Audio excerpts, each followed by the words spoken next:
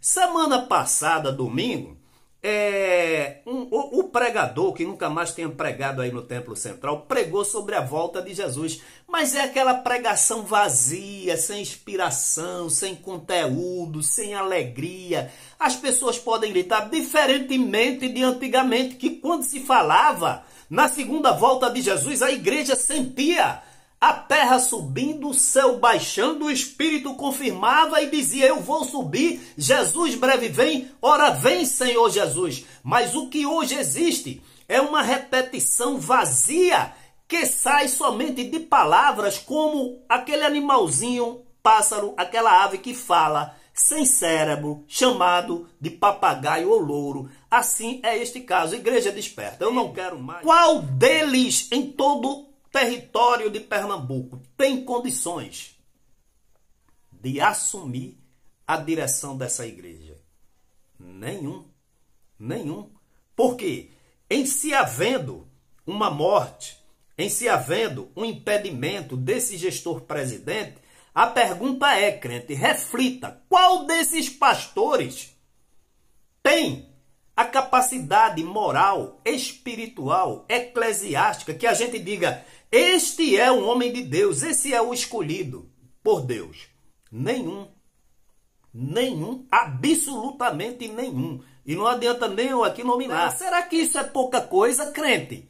Para uma administração de uma igreja cuja administração é fechada, não dá satisfação a nenhum membro, e esses pastores, como eu disse, todos eles calados, apoiando essa situação, como é que a gente pode eximi-los da culpa? Não podemos. 10 anos de que era para começar a inauguração desse templo e nada. O templo está vazio, a igreja pagando IPTU caríssimo. Esse é apenas um dos desvios. Você quer ver outro? Irmão Josué, você está repetindo, mas se eu estou repetindo, o delito, o desvio está aí. Ele não cessou, ele continua. Ele não foi corrigido, ele não foi reparado. Como então a gente se calar?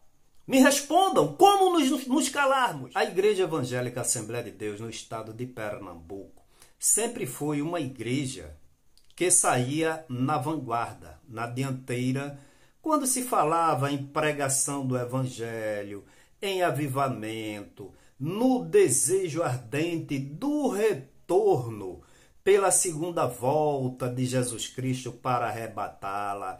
Era uma igreja cuja fama de santidade, de milagres, de fervor na oração, de humildade, de união, de pacificação, de irmandade, não é? Do reinar do Espírito. A fama dessa igreja corria muito pelo Brasil e fora do Brasil. Infelizmente, de 24 anos para cá, essa igreja evangélica em Pernambuco, Assembleia de Deus, tem sido palco de escândalos, de contra-exemplos, de coisas que envergonham todo e qualquer cristão que vive uma vida pia esperando a segunda volta de Jesus. Irmão Josué Augusto, e qual a razão para isso? Eu vou deixar um pequeno vídeo aqui, autoexplicativo, mas depois, mesmo sendo muito didático, né, uma das razões pelas quais a igreja foi levada a esse patamar de descrença, descrédito, carnalidade, é esse, o sistema piramidal e o senhorio da atual gestão que há 24 anos vem imprimindo a sua maneira carnal, material e não espiritual de governar, de conduzir essa igreja. Então assistam aí, irmãos. Vamos lá. Muitas denominações evangélicas do Brasil funcionam como um império piramidal. No topo da pirâmide está o pastor presidente, que é o dono do esquema todo. Muitas vezes é tão escancarado que ele atrela a denominação à sua família e se tornam proprietários vitalícios. Para sempre serão donos da igreja. tá? Na sequência vem os aspirantes, que são aqueles pastores que querem ganhar alguma coisa do sistema. Geralmente pretendem ganhar um campo, que é uma igreja matriz que toma conta de várias congregações e com isso receberem um bom salário. Eles funcionam como um muro de proteção para o pastor presidente. Tá? Na sequência vem os demais obreiros, geralmente tem bastante gente bem intencionada, mas que talvez não sabendo estão trabalhando para aquele sistema funcionar. E por último estão os fiéis, os membros, que na maioria dos casos têm boas intenções, defendem aquilo como se fosse uma defesa ao evangelho, mas tomara que acordem, vocês não estão defendendo o evangelho. Ao defenderem uma denominação, vocês estão defendendo um esquema. Essa atual administração criou um sistema piramidal. Um sistema piramidal, onde o presidente está no topo dessa hierarquia, com sua família, criando, obviamente, uma dinastia, ou seja, uma sucessão de pais para filhos. Eu não sei qual a razão de que um pastor presidente que toma posse, né, de uma maneira usurpada, como foi o caso desse gestor atual, porque todos nós sabemos que ele entrou nessa igreja como presidente comprando voto e cooptando os pastores, muitos dos quais morreram, se venderam na realidade diante das facilidades, diante das promessas de bem-estar material. Ignoraram todo o ensino, tudo que pregavam, muitos deles, e se venderam a essa tal situação. Eu queria até responder aqui uma irmã internauta, que ela falou aí no comentário: não, eu concordo com tudo que o Senhor diz, agora não concordo quando o Senhor generaliza, né? Porque existem muitos pastores, homens fiéis a Deus, e que não aprovam, não apoiam essa atual gestão, nem a maneira com a qual ela administra a igreja, mas estão lá esperando em Deus. Minha irmã, e a todos vocês que assim pensam, é um direito vosso pensar assim. Só que nós fomos ensinados desde a nossa mais tenra idade do novo nascimento que o obreiro, o crente, deve, né, a obediência única e exclusiva a Jesus.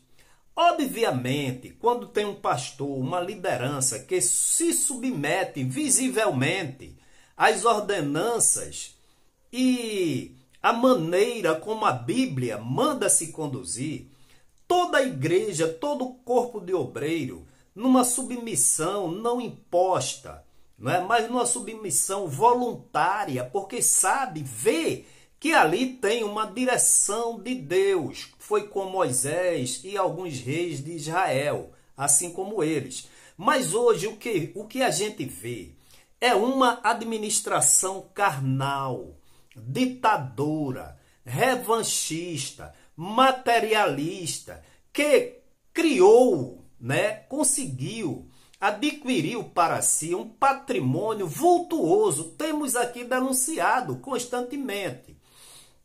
O que a gente vê nessa igreja, porque não se admite pastores, por mais humildes que sejam, não é?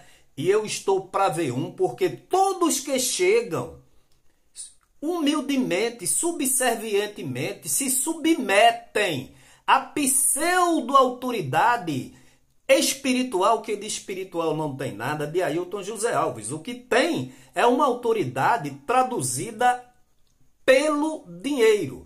Então, como é que um corpo de obreiros vê tantas irregularidades? Irmãos, são muitas irregularidades no campo eclesiástico, no campo administrativo, no campo financeiro, no campo econômico, no campo social, no campo político, nas tratativas, nas relações interpessoais, são desvios de condutas gravíssimos, dentre os quais, por 300 milhões de reais em 2012 adquiridos para a construção do grande templo. Quantas pessoas não deixaram de comprar para a sua subsistência e de sua família os víveres necessários, os produtos necessários para ofertar? E até hoje, 2022, 10 anos de que era para começar a inauguração desse templo e nada. O templo está vazio, a igreja pagando IPTU caríssimo. Esse é apenas um dos desvios. Você quer ver outro? Uma soma exorbitante de dinheiro através de campanhas e mais campanhas levantadas para a compra do barco da missionária Mísia. Anos e anos passaram-se, o barco foi comprado? Não. A irmã sofrendo e arriscando a vida no mar aberto para fazer a obra de Deus no país chamado Guiné-Bissau, na África, de ilha após ilha. E agora ela comprou o barco dela. Será que isso é pouca coisa, crente? Para uma administração de uma igreja cuja administração é fechada, não dá satisfação a nenhum membro. E esses pastores, como eu disse, todos eles calados, apoiando essa situação, como é que a gente pode eximi-los da culpa? Não podemos. Gasta milhões de reais de dízimos e ofertas para processar. Irmãos, expulsa-os sumariamente. E vocês não se manifestam. Não existe um só pastor que se manifeste. Você viu o tratamento, conhece o tratamento que ele deu a Almeida, o vice-presidente, que proibiu, com todas as letras, conforme o depoimento do pastor André Barbosa, o seu genro, que os obreiros fossem ao sepultamento. Meus irmãos, isso é uma coisa absurda. Como não repetirmos aqui? Como não relembrarmos? Como não cobrarmos? Porque, eu digo mais uma vez, a coisa não foi reparada, não foi cessada e não houve nenhuma tratativa. O ministério está calado diante disso. Como se calar? Josué, você está repetindo, vou repetir tantas quantas vezes, até o gestor presidente vir a público perante a igreja prestar conta dos seus maus feitos e reparar os danos causados a essa igreja. Em 2014, uma grande soma de dinheiro com provas, denúncias, foram desviadas de dízimos e ofertas para custear a campanha do deputado estadual. Como se calar diante disso? É pouca coisa dentro de uma igreja que está esperando Jesus? Como eu posso me calar? Como podemos nos calar, irmãos? Um pastor presidente acusado de se envolver em rachadinha. Você sabe o que é rachadinha? Ô irmão, irmã, venha cá. Você que vai todo dia para a igreja orar, buscar a presença do Senhor Jesus, ouvir a palavra, ouvir a mensagem, mas essas mensagens, essas palavras estão sendo transmitidas por quem não tem exemplo, por quem não tem autoridade, por quem não tem de Deus a inspiração para transmitir, porque os exemplos negam a presença de Deus em sua vida. Desvio do dinheiro público para beneficiar famílias de pastores e a igreja, e talvez ele mesmo. Irmãos, isso é muito grave. Eleger deputados, vereadores, que não foi só em Recife, cerceando o direito de escolha e livre manifestação de todos os irmãos com relação ao voto, dizendo que vai punir quem votar em outro candidato. Minha irmã, meu irmão, como é que você diz ainda que os pastores não são culpados? Esse vídeo que eu deixei aí, que dá essa explicação muito didática sobre o sistema piramidal criado nessas igrejas, é a razão da ausência da inspiração divina, da ausência da presença do Pai, do Filho, do Espírito Santo, do desamor entre os irmãos, da discórdia, dos pecados escondidos. E agora as pessoas não estão aguentando mais. O mundo está em crise. Países mergulhados nos mais diversos problemas sociais, políticos, econômicos, convulsão social. A igreja do Senhor Jesus, ela era, aqui em Pernambuco, eu estou falando, um porto seguro.